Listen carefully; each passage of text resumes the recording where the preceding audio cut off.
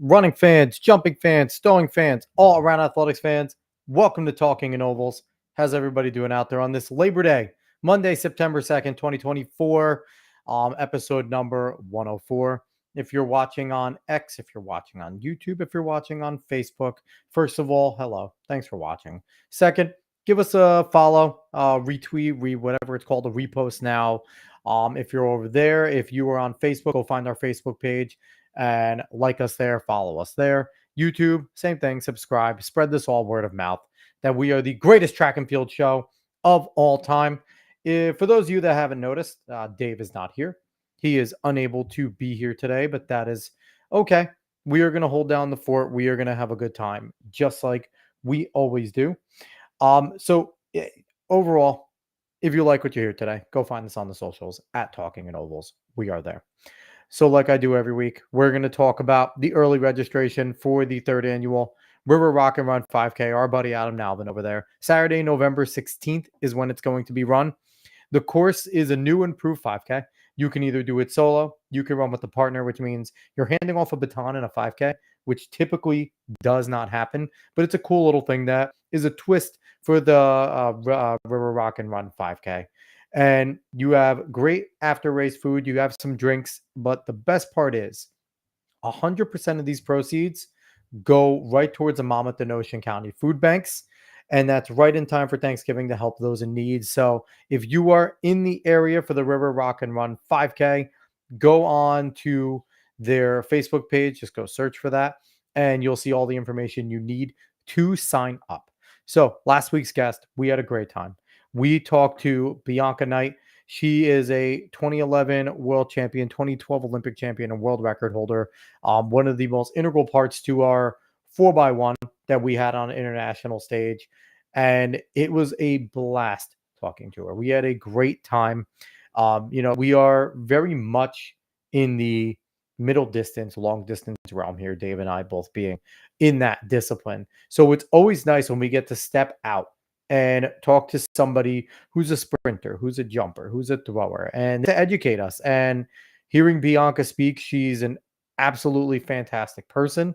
It was just a great time. She had some great ideas. She had some fantastic stories to tell about her season, the epic season that culminated up to that 4x1 world record and things like that. So go on back, give that a watch. Go on YouTube. You'll see mine and Dave's ugly mugs, but you'll see Bianca's face over there, and you'll get to see and hear all the things that we were able to talk about there. But I want to talk about something before we have our guest. He will be in here momentarily. I want to talk about Jakob Ingebrigtsen. About 5 days ago, I guess it was, he competed over in the Diamond League, and it's absolutely incredible. Let me see, which Diamond League was this? Let me see if I can actually be good at what I do here. They competed over in Silesia, Poland, and Jakob broke the 3K record. And for so many runners, you'll see if you go and search, comments and things about that from the mile record holder, Hikam El Garouch from Morocco, or even one of the greatest American 1,500-meter runners, Bernard Lagat. They both have said, and many have said this, the 3K record was the one that people thought was almost unbreakable. It was set at 7:20. 7 minutes and 20 seconds for damn near 2 miles, 200 meters and change short of 2 miles. Jakob Ingebrigtsen did not just break it, he shattered it. He ran a 7:17, and it was a magical race. It was a race that he was in control of, but it was also one of those races that is just ridiculous because even though the others in the race were like distant behind him because the 7:17 is nuts, you saw national record just going down. Because when something like that happens, when you see a type of race like that, where somebody is doing something as special as, he did, it pulls everyone else to greatness. So while it looks like they may not be running as fast, when I tell you, it was such a cool thing to see. So that was incredibly exciting over at that meet. We also had, Mondo Duplantis, doing what Mondo Duplantis does, he reset his record. I think it's the 10th time now that Mondo Duplantis set the pole vault record over at 6.26 meters. Now, let me just put this in perspective for people. I'm not going to look it up, but you can kind of do the math yourself there. Every meter is 3 feet. So you're looking at 18 feet and 0.26, 6.26. So probably like 18 and a half, almost 19 feet. That's how high he's pole vaulting. Now, let's put this into perspective. Now, so we think of Shaquille O'Neal, right? Shaquille O'Neal was 7'3". You stand Shaquille O'Neal on his own head, and Mondo still jumps over him. I just think that it's crazy that we have somebody doing a feat like that, and we are not promoting it better. And I know that's a big thorn in my side is promotion, and we're better. We're getting better. I'm seeing better things coming out of all this. So, but that meet was, particularly good in a lot of ways. Let me go pull up the Diamond League Cilicia, is that how you say it? Diamond League Cilicia results. Boom. Let's see what we got here. Because that meet also had another bunch of good results on all sides. So we typically don't go over a bunch of results, but I just think that that was a fantastic meet to go through. So let's see what we had here. We had Femke Bull coming back into form a little bit. She ran a 52, winning her race there, which is impressive. With Femke's always, she's bouncing back. She's bouncing back from a disappointing Olympics. Outside of she had some gold there, and she got some medals, but just not the one that she wanted in the 400-meter hurdles. We also had over here in the 800 meters, Marco Arap set a meet record, 141.86. The 141s just keep on happening. And it's just so much fun to see how well people are still, some people are kind of falling out of it because they're tired. It's coming back from the Olympics. They peaked and everything, but there's still a lot of people that are running incredibly fast, and it's good to see. So, I've been very excited with what I've seen.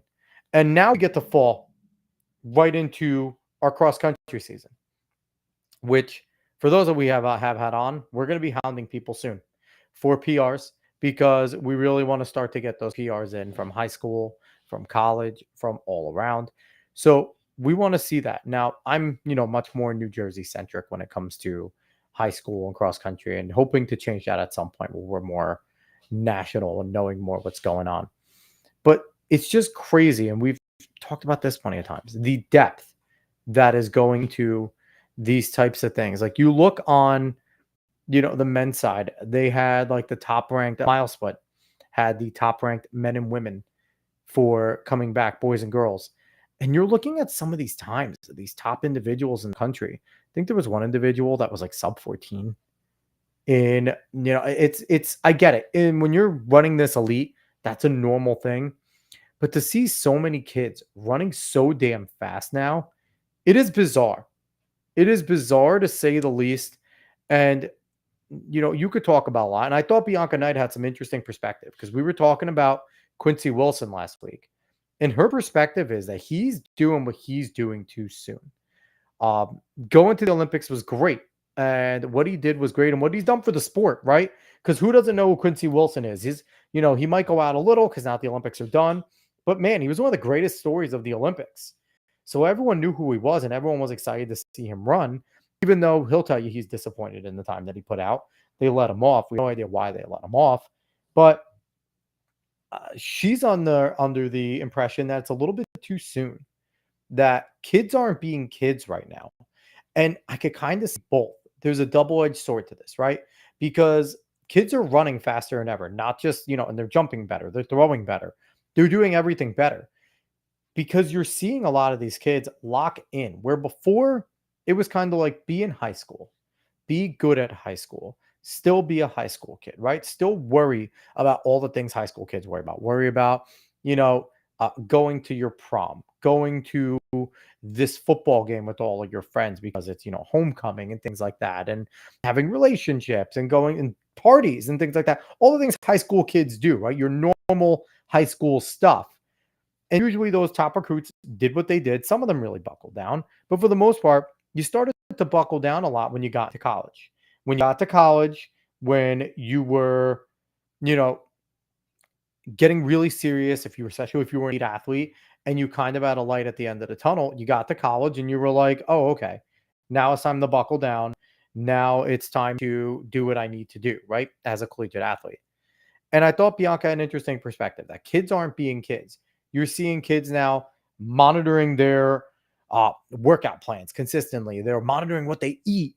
They are really on top of it. Their sleep schedule is incredible. They're boom, boom, boom, clockwork. And then they get to college and they're the same way. And we're seeing all these incredible times, right? But I don't know. I want people's opinions in the chat. Is there something to just being a high school kid? Uh, it's because, other sports do it, right? Other sports are very much, yes, they're serious about their craft. Yes, they're very technical, but they're still doing their things. They're still being high schoolers.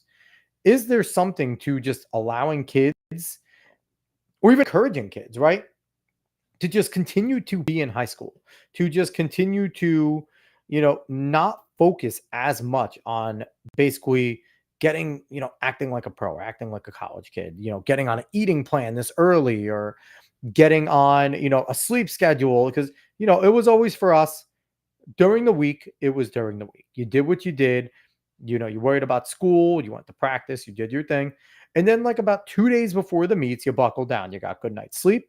You watched what you ate. You didn't really hang out as much and things like that. And that's just the way it was. But now kids are on these crazy sleep schedules. Everybody knows everyone's workouts in Strava. So, for better or for worse, everyone is connected.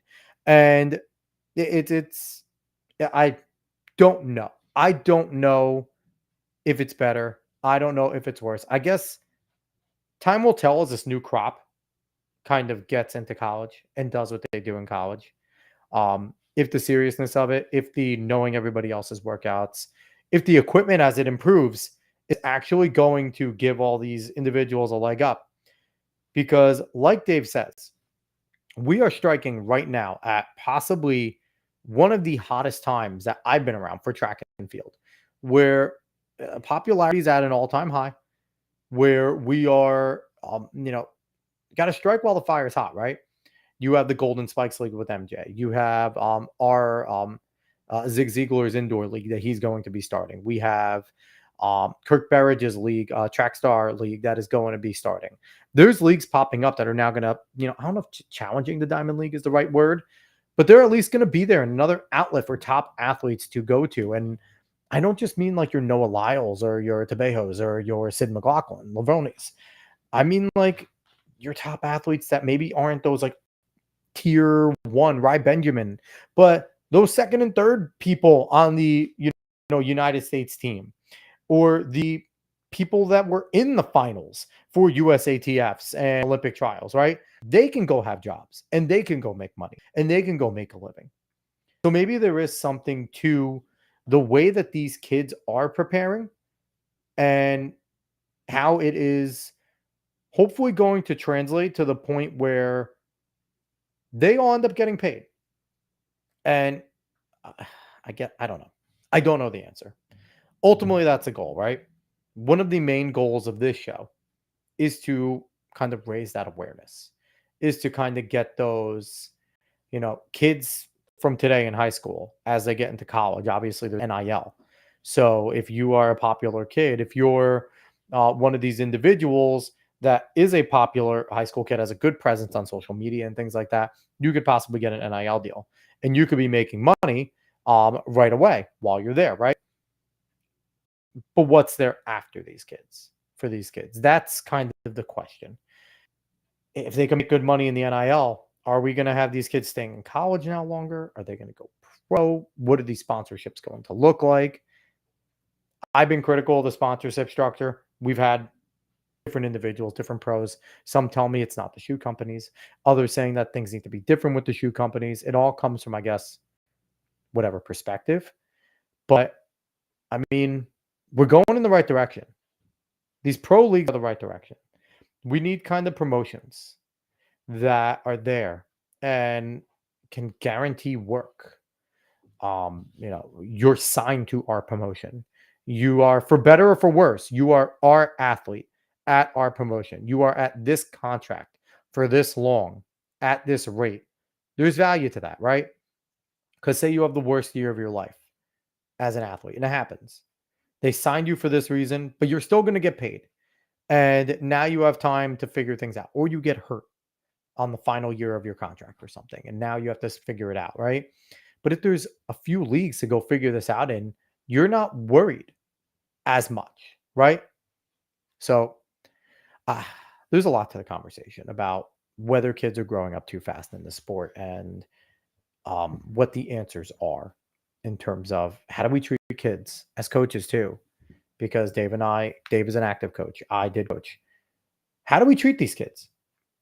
These kids know as well as we do, right? In a lot of ways, with, we have the workouts because we know, that's our job is to understand the workouts, understand these kids, where they are, what part in the season, right?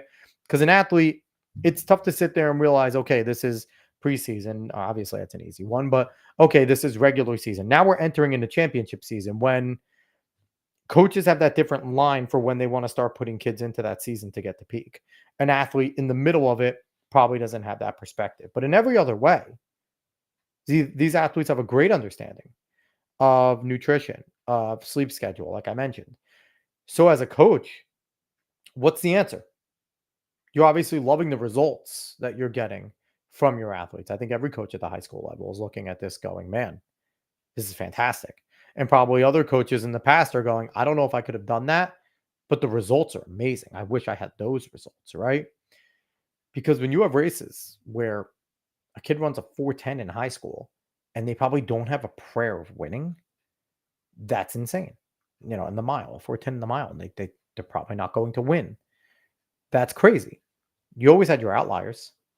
You always had your phenoms that were, national calibers in your state, and they were going to do something special.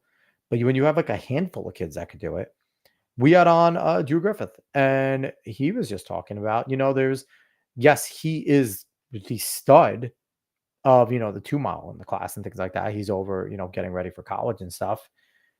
But it's just crazy that, we talked about what was going on in Pennsylvania with him. And he was like, yeah, there was this kid that was running this time and it was this fast. And it's just so crazy how, I keep harping on it, just how good the kids have become. And now it's trickling, right? And we're starting to see, I think, this Olympic cycle and these past world cycles were really good for what we could see with this stuff. So I'm going to wrap it up here for this part because our guest is here. And I'm absolutely pumped to bring on our guest because he is one of the top individual recruits for the class of 2025. I'm going to bring him in right here, right away. He is Cordial Vann. Yes, Like sir. I said, top class 2025, top long jumper on the mile split recruit list that we have there, and one of the top sprinters. 25'6" long jump, just won you the U20 over there, over in Peru. 10-2, 400, and you're also a fantastic football player. What's going on, man? Yeah. Man, just chilling, been a cool little day. Had a photo shoot, Team USA photo shoot, Recently just got back from Lima, Peru, competed with Team USA out there for U20 championships, Didn't go how I wanted it as planned. So, we just come back home, practice, train. I mean, yeah, those types of things happen, but that's track and field, right? Like Oh, yes, you, sir, you, definitely. when you could, it doesn't matter what going in on paper it is, right? All Yeah. that matters is what you do that day. And as long as you're entered, anyone can win. So, Yes, Cordial, sir. if you turn it sideways, if you do the sideways look, we can get the full view of you. If you do the sideways and have it like switch right there. Yeah, because we're live, baby. This is where we are. Look at that. Beautiful. So, I want to jump right in with you because I want to ask you the same question because I feel like your answer might be a little different because I'm going to let everyone else in on a secret. Right now, he's Yeah. over doing his thing in Peru. He's also one of the top ranked recruits in football in the country as well. Yeah. Um, 4.29 speed, incredibly talented individual. What position do you play? I play cornerback. Quarterback. So are you a dual Corner, threat with that? corner. Corner. Oh, Cornerback. it's a quarter. Corner. Yeah, Okay, so you're shut down. So I got to get you and my boy Sauce on the Jets. All right. definitely. I'll make sure I talk to Sauce. I'll get you in Cincinnati. Yeah, How's that sound? let's do it. But Let's do it. so I want to ask you because obviously you're a two-sport athlete, but what gave you the spark to become a sprinter? Because obviously you're kind of going in both directions, but you're putting in all the work. You're a bona Yeah. fide track athlete. So what gave you the spark to become a sprinter slash jumper and say, hey, this is something that I want to actively pursue? You know, growing up, I was always a basketball player. I was shooting hoops. Grew up. I started when I was 3 years old. Just trying things out. I did a little bit of flag football. I wasn't too much on football. My mom's she didn't really want me doing it because she was scared of injuries and stuff like You had that. that movie Concussion come out and scare every single parent. Will Smith just looking at the camera, scaring the hell out of everyone. Yeah, like it's just it was different. So, I was in northern Indiana, South Bend, Indiana. Then Yeah. I worked my way to Dallas, Texas, And once I moved to Texas, football was a big thing. Oh yeah. I played football. You know how the football stuff went. And I'll say my sophomore year, man, my football coach was like, "We need you to run track." I'm like, "Okay, let's do it." I wasn't really fast, I was like 11. I was 11.5, 11.6. I wasn't fast at all. Which is funny. You're saying that's not really fast, but you have kids around the country are like 11.5 is my goal for my life. Like that might be their high school record. Yeah, but coming down, I was 11.5. Barely can get my knees on the ground. Like couldn't get my feet on the ground. So I was like, I want to get faster. I definitely need to find somebody that can help me get faster, find the right training group, find the right people, right support system. So, I got connected. I met my coach, Coach Candy. She has a club, Major Impact, a very, very known club around, the world. So got on that, started my first meet. I believe it was in New Mexico, and I ran 10.8. I didn't jump as good. I'm still trying to get the gist of things, Yeah. clean up some technique errors. Wasn't as locked in yet, it's still like a second sport to me. It wasn't like a main sport. It was still kind of like a football on top. So as I'm going through summer, I went to a meet, Nike Outdoor. I'm like, it's the big stage. I'm not in the championship division yet because I'm not, on that level as the other guys, but I'm Yep. gonna go into this emerging elite and I'm gonna give it my all. Man, went there confident, went 10.8 again. So I'm like, you know what? Let's just wrap it up. I'm not feeling the track thing. Let's wrap it up. I'm not feeling the track thing. I'm kind of just most likely, going to stick to football. You know, Football season come up, playing football. I sat out some games because I got hurt. I had a shoulder injury against Wakeland High School. I was like, dang, what am I about to do? I got in this stage where I'm like in disbelief. It's recruiting.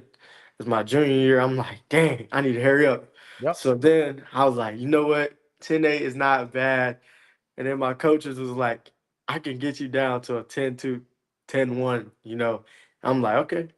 So I trust the process. I go out to my I go out to practice and I'm practicing, I'm coming out the blocks. And she like, whoa, like she was like really surprised. And she entered me into some meets, my first indoor meet, because indoor season is during like this time.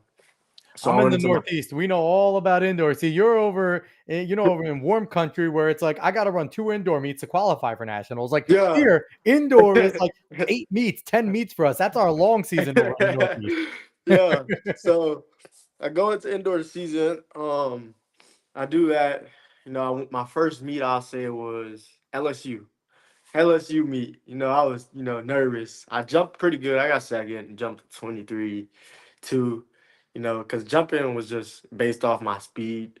I jumped to 23 2. Then it was my first time actually running the 60 meter. And then trust me, like this wasn't no easy 60 meter. This wasn't no let's go in there and just dust these kids. Nah, it was tough. I had, Jelani Watkins, Yep. Yep. LSU. It was tough. So I'm going there nerves, just geek pumped. I get in the blocks. I hear that set, and then I go, gun goes off. I just go, and I end up running a 6.73. And I'm like, hold on, I'm low key. I'm pretty good at the Yeah, your 60. 60 is pretty good. Like, yeah, you have a I'm, obviously you have a fantastic start too because your 55, I believe, was like a 6.24. yeah, So it was it's like pretty. your start is fire. Yeah, yeah, appreciate that. But yeah, so that 60 was pretty good. That was just the start of things. Indoor was kind of like a, practice run going into outdoor. 'Cause, I was new to track, new to the whole environment. So I was just Yeah. trying to get the gist of things. Finished that race. Got a couple calls. LSU called. I got a couple calls. They was just saying they wanted to watch me recruit, and I was like, Mhm. yeah, now I'm on the stage. Now I have to do my job and go perform in all the other meets. So then I go to Arkansas. Arkansas, I didn't jump. I believe I just ran the 60. I ran the 60 there. Uh, and then I got actually I DQ'd because I fell out the blocks. That So I sucks. hit I hit kind of like a roadblock. Yep, yep. So it was kind of tough. And then the next meet was Nike Nationals, and that's when the starlight was on me. I won that, and I was like one of the biggest accomplishments That's like awesome. of my career. Like I was really happy. It was So the peak. quickly, what has it been like as you've jumped into the sport and like you've been Hmm. on the rise, right? Like you've been running faster and like what's it been like as you're seeing the guys in the final heats that are in these bigger meets and now you're lining up next to these guys? What has that been like and what has it kind of been like getting to know these people because it's like you're probably seeing them all, you're just starting to see each other and it's like Yeah. all right, what you been doing? Oh, I've been watching you. And like Strava, everyone's connected. Yeah, especially Instagram and things like that. Yeah. Like, so what's that been like kind of getting into these upper echelon groups with these long jumpers that are serious long jumpers, these 100-meter, 60-meter individuals that are very serious, very good at what they do, Yeah. kind of now jumping into that ranks with them. So not gonna lie, like at first it was kinks and giggles, but now it's got way more competitive. Like now it's like when I see them, it's like game face on. Like I have to lock in. It's no more. Oh, I know you.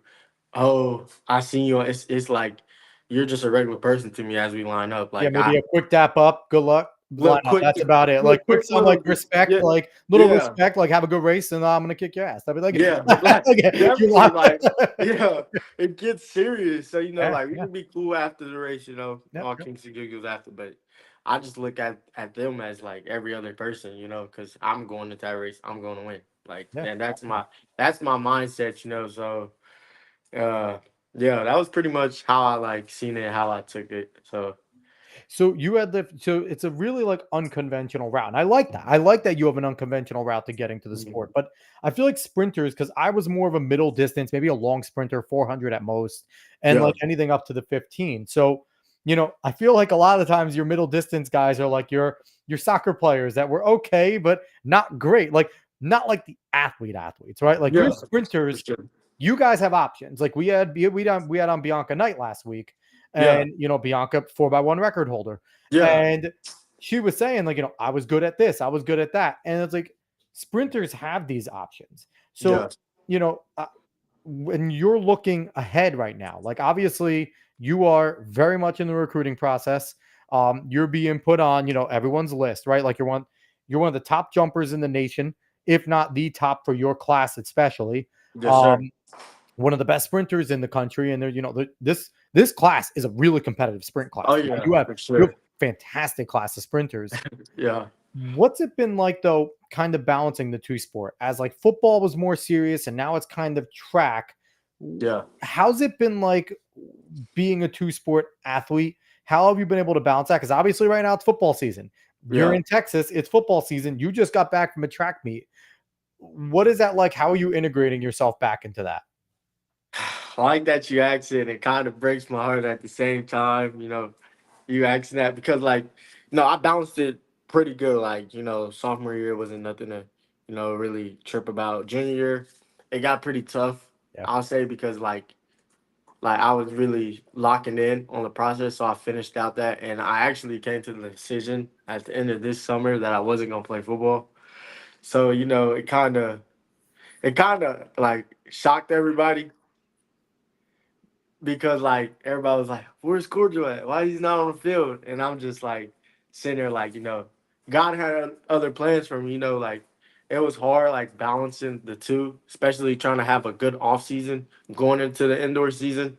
So, and I had U20s this year, so I was like, and it's my senior year, I'm getting ready to commit in November. So it got pretty tough, and I really had to come to the bottom line. I was like, I gotta drop it. But I balanced it pretty good. Like I'll say like with schoolwork and with traveling, I did a pretty good job like balancing that. So So, I kind of, on a much smaller scale, I was very similar to you. I played football my freshman year of high school. Um, yeah, I ended up being a really good distance runner freshman year. So they convinced me to run cross country. Ran cross country for 2 years, hurt myself a ton. yeah, Still pretty good on the track, but for senior year, I was like, I'm going back to football. So I kind of, yeah. I did the opposite of you. Like It was senior a year, little, and it's yeah, funny too, because at least you as a sprinter and especially being a corner, I can't mhm. imagine that you slimmed out much, right? Obviously, to be a sprinter weight, you got to slim out a little bit from Slim what you're out. as a corner. Yeah. But for me, I went from being like 150-pound middle distance runner. I bulked up to 180 for my senior, had to drop it to go back to being a middle distance runner in indoor. Man, But it's a tough decision as a how old you're 17 years old, I imagine. 17. Yes, sir. Tough to be a 17-year-old young man to have to make such a hard decision, right? Because obviously you love football, but Definitely. and for me it's tough too because one of the goals of this show is hopefully by the time we're all said and done, and in 4 years for you, we've worked our tails off to do what we do and make sure that when you are done, wherever you're done in 4 years, you have a pro league or two to go choose from. Because one of my biggest issues is in track and field, if you can get a sponsorship, great, right? But that's such a small few. That's Noah, that's Sydney, that's Rye That's Benjamin. the That's bigger. a goal, right? Yeah.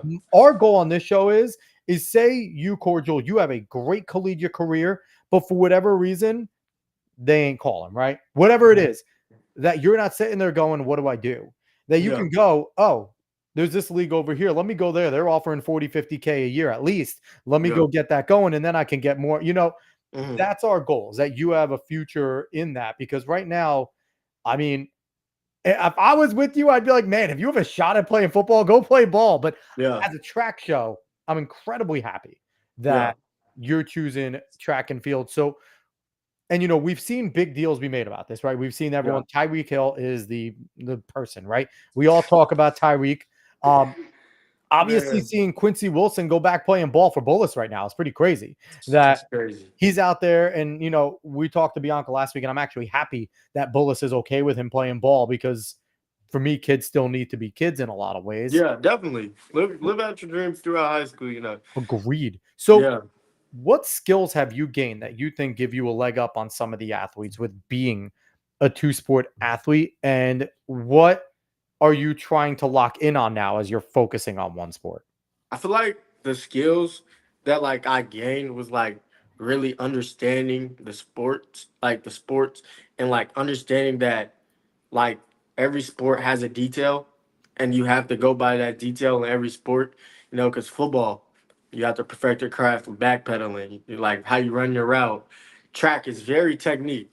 So like track, you have to come out the blocks, cut your step the fast way, get your feet on the ground fast enough. Like it's definitely details. Like I feel Oh, like that's the biggest skill that I've gained, like managing two sports, and it really helped on well, I mean, down the long run for sure. like I said, I played ball. I was a defensive back too. So especially you being a corner, though, Oh you yeah, need those feet.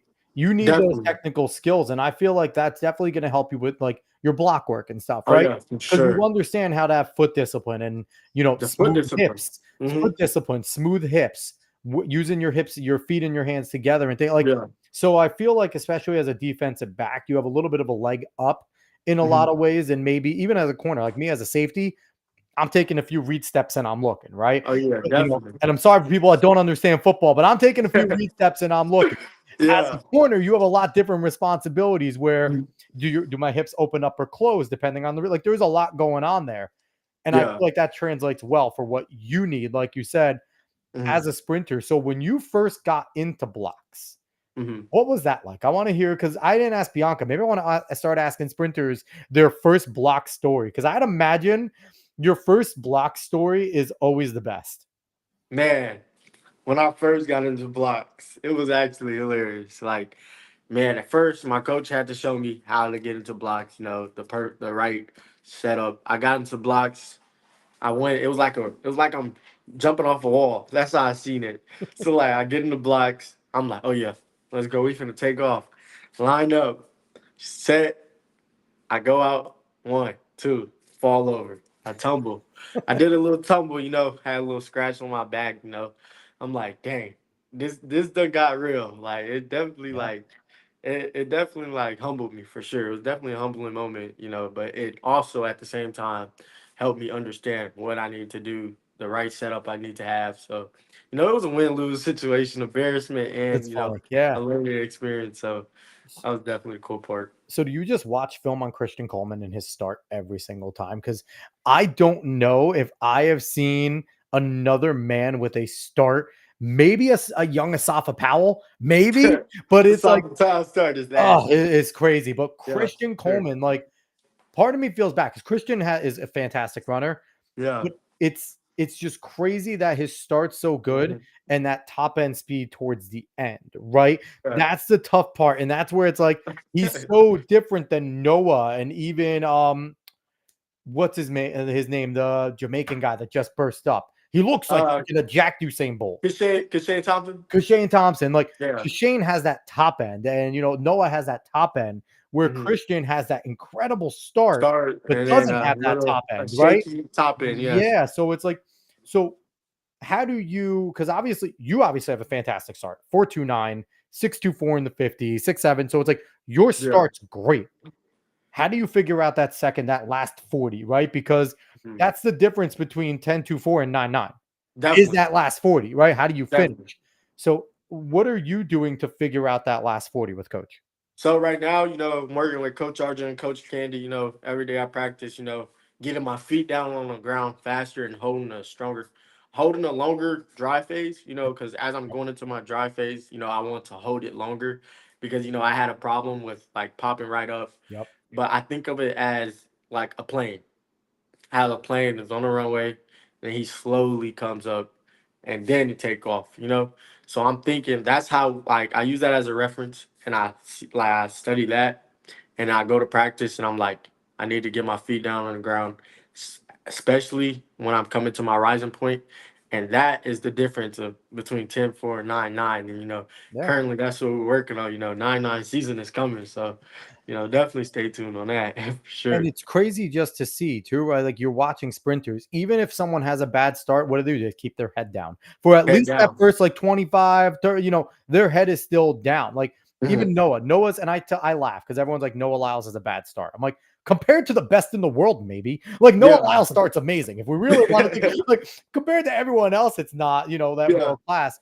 But it's like you said, it's so crazy the technical things that you're talking about there, right? Mhm. Because who would think that there's phases to 100, like it's just 100, but That that it's like yeah. you're coming out, and how fast do your feet come out off that drive? Where is your arms? How low Mhm. are you staying? It, it's So it's many, it's huge. It's huge, and it's so technical. So and that goes back to that technique thing I was talking about. yeah, When I first started running, I just thought it was a get up and regular go. like sprint, Mhm. street running. So, that's what me and my coach had to like separate, street running and technique running.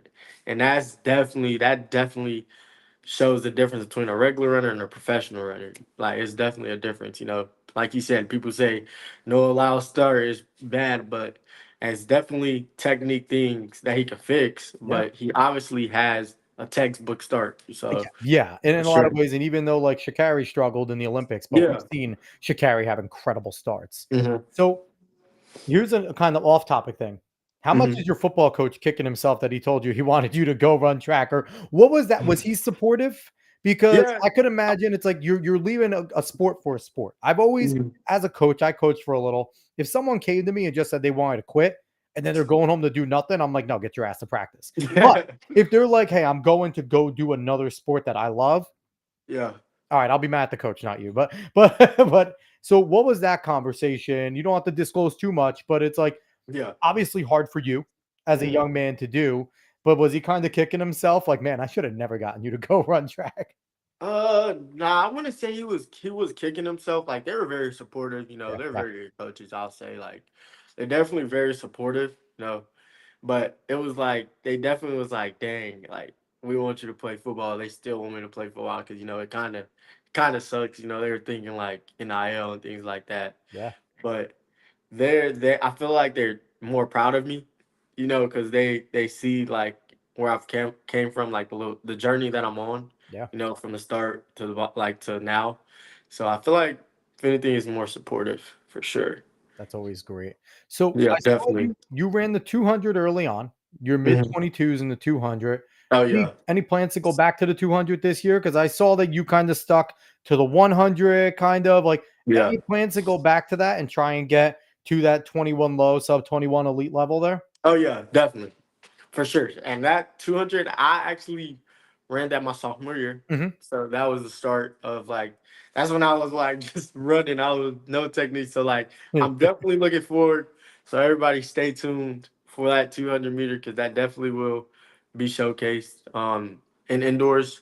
So, you know, definitely will be a thing. So to all the other young sprinters out there like you, and again, I don't want to give away Major Impact's game; they're amazing. But how much has a lifting program and a well done lifting program? What has that done for you as a runner? Because obviously, they probably have a program for you outside of Yeah. just the things on the track. So, number one, how different is it from football in terms of Oh, the lifting program, and what has that done for you as a runner in terms of training the right parts of your body? okay. It's definitely different, I'll say. Like those track workouts are way different from football. I'll say track focus more on plyometric workouts, more light squat workouts. They're not a lot of ATGs. There's just not a lot of those, a lot of lightweight. I feel like and strengthen most of, calves, not much upper body, but you still need to get like upper body like core, A lot of exposure especially to, like, box squats and things like yeah, that, and, definitely. yeah. Definitely. So, especially for the long jumpers, core is key, and explosiveness, because you have to stay up. So it's definitely those are definitely like the main things. So I wanna talk about the long jump a little more because 'cause we've been sticking on the sprints. Hmm. You're the possibly the best high school long jumper in the country right now, man. Yeah. Number 1, did you ever think that was gonna be a thing, right? Did you ever think that you were, coming in, you were gonna jump over 25 feet, be Hmm. at an elite level as a high schooler? Because 25 is elite, Yeah. and, be in this situation right now where, it's funny. Like I looked at the mile split, like they have like the recruits, right? And you're listed as like your specialty is jumps, and you are, right there. So, uh, Yeah. what made you go do the long jump outside of just be a sprinter to get faster for football? Why long jump? I just thought I was bouncy. I was a basketball player, so I know I could dunk, so Yep. I could jump. So that's kind of how I seen it. I like how So everything just goes back to I could dunk, I could jump. I was fast against my friends. I'm gonna go run. I'm gonna go sprint. yeah, like I was like, man, I can dunk. So I feel like I can jump in. My coach, Coach Kenny. Shout out to Coach Kenny. He definitely paved the way for me. He was like, You're a really good jumper," and I'm like you sure and I got him on the runway. We had to clean up some things. My penultimate step, was horrible. I was leaning back. I was leaning Horrible. back. I was leaning back while I was jumping. So it was a mess. But I did that jump to 23.6. I just see myself. I was progressing throughout the meets. Every meet, one meet I'll go 21. Next meet 22. Next meet 23. And I had a 23 curse for like some months. I didn't think I was gonna break 23. So when I finally broke it, I'm like, oh yeah, let's get this done. And And isn't it crazy how it's like when you break something once, now your Mhm. body knows what it's like, and now it's like, Exactly. I'm never jumping 23 again. I'm mad at myself. I'm Yeah. physically angry. Like it's such a weird Yeah. thing in track. Once you break a certain threshold, your body's Mhm. just like, oh, all right, that wasn't that bad. Like it's Mhm. so like weird. So what was it also like? Because like you said, your penultimate step, but it's very different than go line up kind of far, sprint as fast as you can, try and find the wood, right? Try and find that board. What was that like learning, like, okay, steps, how far should I be? And you're fast, right? So you might be a little more extended than some others who aren't as fast as you, who aren't, 10-2 guys. Where it's interesting too, most of those elite level long jumpers are running sub 10.5. Yeah. They're freaking fast. So it's like they're all fast. So Mhm. what was that like too, kind of learning that aspect of like, no, don't just go out and run. I need to have steps. And every single stride I make has a purpose. It's not Purpose. just go out and Mhm. run as fast as you can. Every motion I make has a purpose. So Yeah. how has it been like adapting to that? Adapting to that has been like at first it was pretty hard because I wasn't disciplined at all. Mhm. Like, and it was kind of like I went to a jump camp. I learned the technique about it, like the actual, like you said, purpose of every step. Yep. And I'll say like, trusting my mark was definitely played a key. Yep. And not looking down at the board, just trusting my mark and hitting that board and knowing I'm going to hit it every time. And air technique, being disciplined in the air, not coming down. It was definitely things that it's definitely a trust game. You don't want to overdo anything because that's how you get hurt. Definitely in long jump, because as you come at your top speed to a board and jumping, like, you definitely have to play it safe. And you definitely don't want to overthink it. So I feel like that was the biggest thing for me personally Yeah. that I had to really overcome and have discipline in myself. So that was definitely the thing. Yeah. It's nothing easy. So, but we talk about the board. So I want to ask you, because I don't know if you heard that, excuse me, they are playing around with taking away the board and making a takeoff zone. Wow. Basically, so it's like you can't miss. You got to go from whatever zone you start at, and they kind of, I don't know how they're going to do it, where they kind of, wherever your toe is, maybe it'll be all electronic. I don't know. But basically, every jump counts. Now, part of the difficulty of both the long and the triple is hitting that board, right? Is doing that in, a proper way, unless the triple, all the long, hitting that board. And like you said, trusting your steps. How much easier would it be for you if you could just go all out and just have a zone to basically like, okay, I can get my top speed and I know these last three steps need to be this and I'm good, I'm flying.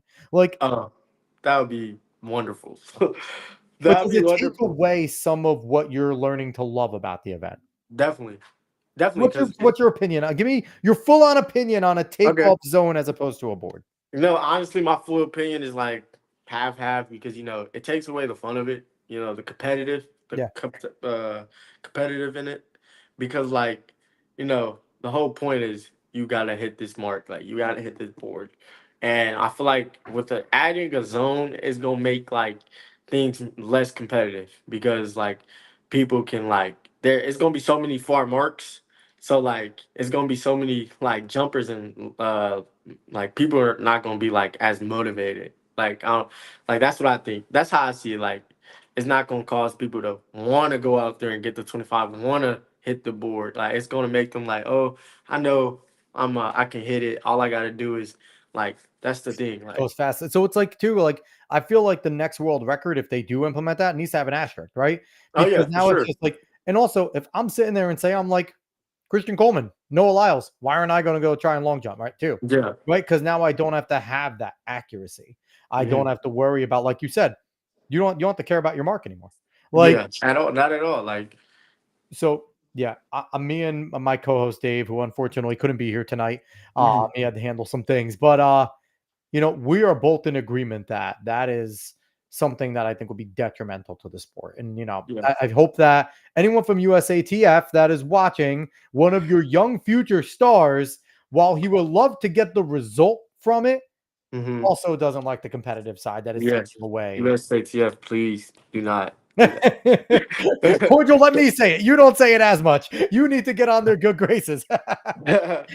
But so outside of that, I want to talk about your recruiting process. So, Okay. number one, what's it like fielding calls for football and going, thanks, but I'm going track? Or are you still fielding them and being like, all right, if I got to change your heart, maybe we'll talk? Like, Yeah. what's that been like? And again, I don't want you So to disclose schools or anything, but like, yeah. what have those Okay. conversations been like as your game football coaches? So, I've been getting a lot of football calls, and I actually haven't brushed them off because, That's good. anything can happen. That's That's how good. my mindset is. Anything can happen. It's all in God's plan. So, And I think I saw you got a UTEP offer. If that, I think that was on UTEP, X, and that's pretty big. UTEP's yeah. made your D1, man. Like, yeah, they're not Michigan, but it's made your D1. Yeah. Look, you're gonna UTEP produces pros. Mhm. Yeah. So UTEP. like them. I keep them in the loop. I keep every coach in the loop. That's good. I don't like to put out no coach, tell them no because anything can happen. Like I said, and at the end of everything, I'm gonna give my grace to them. I'm gonna give my thanks, give my appreciative thoughts, and just let them know it wasn't my plan. So right now, as one of the best jumpers in the country for trackside, Hmm.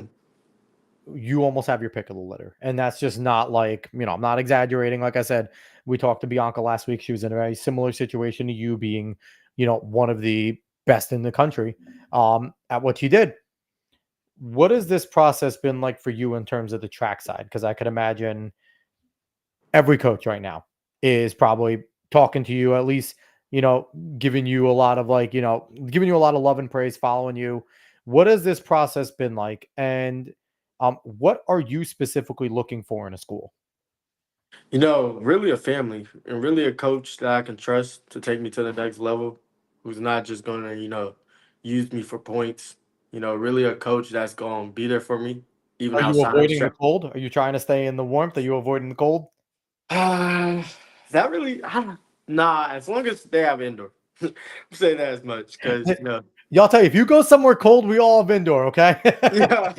So definitely, that really, it's really doesn't play a factor, That's but good. really majority whoever has my trust, who's gonna be there for me and really gonna get me to that next level. No fake stuff. That's pretty much. What are you thinking of in terms of academically that you want to major in? Do you have any on that? I will. Yeah, I'm going to major in kinesiology Oh slash wow. exercise science. Yeah, yeah. I want to be a physical therapist and have my own PT clinic. Expand around the world. So. It's funny too because it's all of you individuals and not just like your short sprinters, but anyone that goes into more of the technical side, like a Mhm. jumper. Yeah. Your jumpers, like I coached at Marist College over here. Mhm. A hurdler is a very good hurdler. Sub 54, 400-meter hurdler. And he's an athletic trainer and things Mhm. like that. So I feel like once you start, did you kind of want to do that as you started to learn more about your body and see what it's like over at Major Impact and things like that, and how Definitely. those individuals are really breaking you down piece by piece, body by body, and you're learning it? Definitely, my coaches, they like, especially when we're in the gym, they're telling me like all these different, like, especially Coach RJ. Shout out to Coach RJ. He gives me these, homework exercises that strengthen certain parts with like bands, and I was like, that's really cool. Like I didn't even know we had that muscle. Yeah, yeah. Like I didn't even know we had that cell in our body. Like it's just different things that he's telling me. So it's like, I really get interested in things like that. And, as I go to my rehab appointments, physical therapy, they naming all these things and that like I have room, and I'm like, oh, let me go home, let me look that up, and Yeah. I get to scrolling for 30 minutes. I'm like, and then I think to myself, I really like this stuff. So it's like that's something I really would like to do. I want to help somebody that Yeah. can't help themselves, you know, and that's like really the main thing, main goal for me for sure. I much So, prefer you scrolling things like that than like TikTok. oh yeah, yeah. TikTok gets dry. Like TikTok's poison, man. I hate that it gets dry. thing. So yeah. And here's the thing, anyone, so I'm looking at the future here. You're going to be like the go-to kinesiologist for elite athletes and things like that. And it's funny. Yeah. One of the guests we just had on, now it has to be almost 3 weeks ago, Zig Ziegler. Mhm. He's a guy known as a sports kinesiologist. He's actually opening up a beautiful indoor facility in Vegas, which is going to have a flat 400-meter track indoor and a banked 200-meter inside of it with jump pits, throwing. Oh yeah, go look it up. It's called Z Athlete Village. If you want to look at that episode, I think Zig I've heard of Ziegler. that. Yeah, Zig Ziegler. We had him on a few weeks I ago. heard of that. I Yeah, heard of yeah. that. Go watch that Heard of that. episode. It's all the Yeah. information that you want on it. But Yeah. Zig's an awesome guy, but he's maybe someone you want to talk to because he is a kinesiologist. So Oh yeah. Yeah, yeah. that would be great for sure. That would be great. That would be Yeah. a blessing. So, you're looking for that in a school, the process as you're going into this year, how are you not letting that weigh on your mind, right? Because obviously the expectations have gone from like here to here, right? 10-8 to 10-2-4 is very different. 23 to 25 is very different, right? 25-6 too. It's not even like you're right in the middle. So how has your how are you trying to prepare for this year? What is your foundation, right? Because obviously, it's important to have good coaches, but it's important to have a good family. It's important to have, friends that are there for you and things like that. How have you been coming at your senior year, especially now that football's not there, right? And now it's just all locked in track. What is some of the ways that you're trying to, okay, I'm not Cordial Vann, the top jumper in the country. I'm just Cordial Vann, the athlete trying to compete. So I say, like, really, just you know, staying humble for sure. Staying humble. I started somewhere. I don't want to go into competition thinking I'm just this great because at the end of the day, everybody's competing. Everybody's their own app. Everybody's an athlete there. So I'm gonna continue to trust my mark. Continue to trust my coaches. Stay locked in with school. Keep my grades up to par. I'm not gonna drift off or anything because Yeah. like you said, I have high expectations now. It's senior year. Most likely be committed to a college. So for sure, definitely, it's one goal. Going there with one goal, same mindset. Don't want to switch anything up just because I'm best jumper in the nation or got this title. Still respect people. Nothing's gonna change. I feel like the way I did it to come here and get to this point is the way I need to, finish it off. Definitely. So I'll let you in. So one of our major goals that we want to do, and this will obviously between you, your coaches, your family, but we want to become a source for individuals like yourself, and not even just like you're an incredible athlete, right? But Mhm. just all athletes that are going to be eventually committing to track and field to do it live on this show. So I don't know in November what your plans are. If you don't, I will not be offended if you're like, yo, kick rocks. I want to do it my way. I'm okay with that. But if that would be something you guys would want to do, that's kind of a goal of ours. So like do a live stream, make it a big deal so that you can like the NFL players, basketball players, they have the hats, they have their family with them. They do a little bit about them. They put the hat on. It's a big deal. We want to give you guys your moment. I think like all the social media stuff is dope, right? Where you Yeah, get like people do like the graphic, they put you up in it. That's cool. But we want to be a source for like, hey, Cordial Van's about to announce on our show this day. Be there if you want to see it and have you be able to be there and have like hats or whatever the hell it is and make that choice live. That's something we want to do. Maybe we could talk a little more after. I don't want you to say yay or nay, but yeah, that's a goal of ours to eventually become the source for something like that because for sure. you guys deserve to have those major announcements too. Yeah, You're some of the best athletes on the planet as well. We t- want to give you guys that too. So definitely. the last thing that I want to ask you before we let you get out of here, because you're a fantastic young man. I could tell you are grounded very well. Mhm. That you have good influences all around you because you are I, I don't know how you guys stay so humble, like talking to like elite athletes. And I know, especially being a former football player, like the nastiness clicks in, especially when you get to the line, when you get to your mark, like the For nastiness sure. kicks in. But Yeah. you are maintaining, a humble, outside here, and that's fantastic. That's how you want Mhm. to be. So if you can change the sport of track and field that you've been in now, not too, how long have you been running for now? Like 3, 4 years? Two. 2? So, all right, 2 years. You Barely like two like in total, but like one like really focused like this. okay. So, Yeah. you've been running very short time. So maybe this answer might be a little different though because like obviously the realities of going into track and field. Even as a professional, got to get a sponsorship, right? Mhm.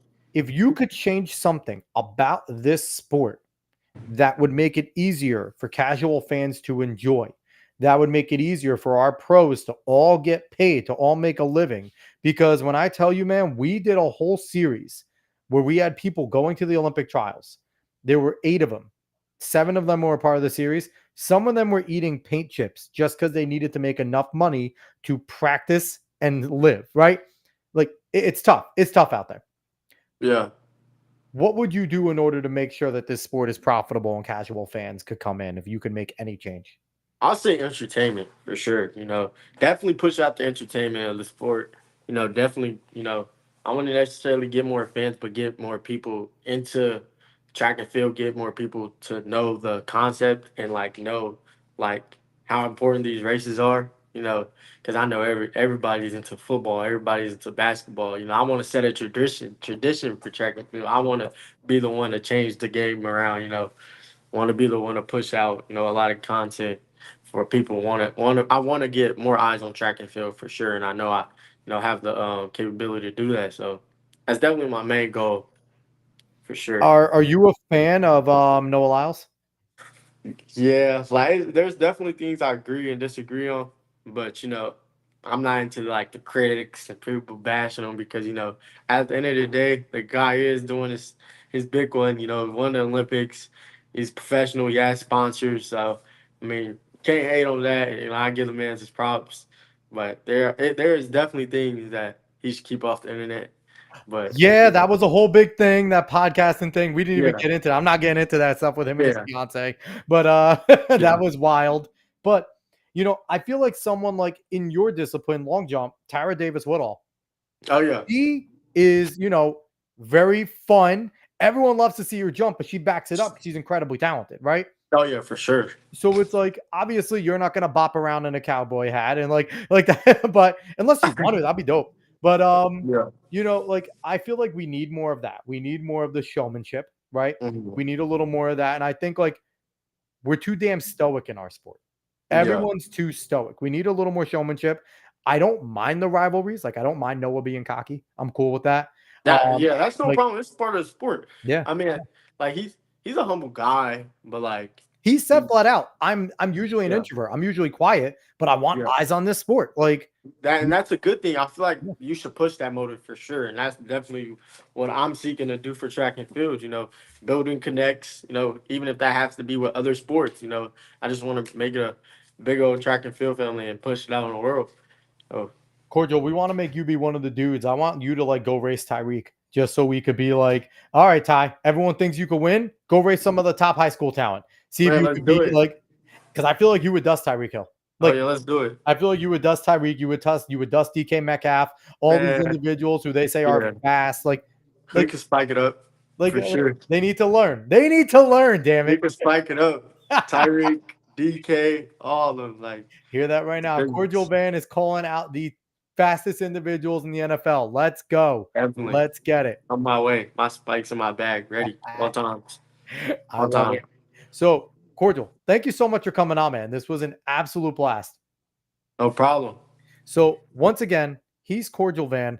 He is one of the top recruits in the class of 2025, the best long jumper in the country, one of the top 5 sprinters in the country. I'm excited to see big things from Cordial, and I think Dave obviously is going to watch this episode and he's going to love it. And you've gained 2 very big fans of yours that we're going to follow you. We're going to be rooting for you for wherever you go, and Yeah. hopefully we'll make an impact, and so we can make sure that you're set when you're done after your 4 years at college. You don't got to worry about you don't got to worry about where a paycheck's coming from. That's going to Oh be yeah, for sure. That's the plan. so. More to come. More surprises. Definitely more surprises. So Hell yeah, we're going to see sub 10 this year. I'm calling oh it. yeah. Oh Calling yeah. sub 10, baby, in Oh 26. yeah. Sub 10. Sub 26 10 and plus. 26. There it is. That's stamped. Stamped That's today. stamped. I love it. Yes, So sir. follow Cordial on X at Cordial Vann 11. Go follow him on Instagram at Cordial3 _. And you can go find us everywhere at Talking in Ovals. And, we just love everyone that watches. We appreciate you all. Everyone on X, YouTube, Facebook. Give us a follow, give us a subscription, a like, spread the word. We're going to continue to try and get the best high school talent in the country on the show. We're going to try and get collegiate, pro. We're going to try and get everyone because we just love the sport. So we're going to be junkies like we always are. But all right, Yeah. everyone, thank you so much for watching. We appreciate it. So long, everybody.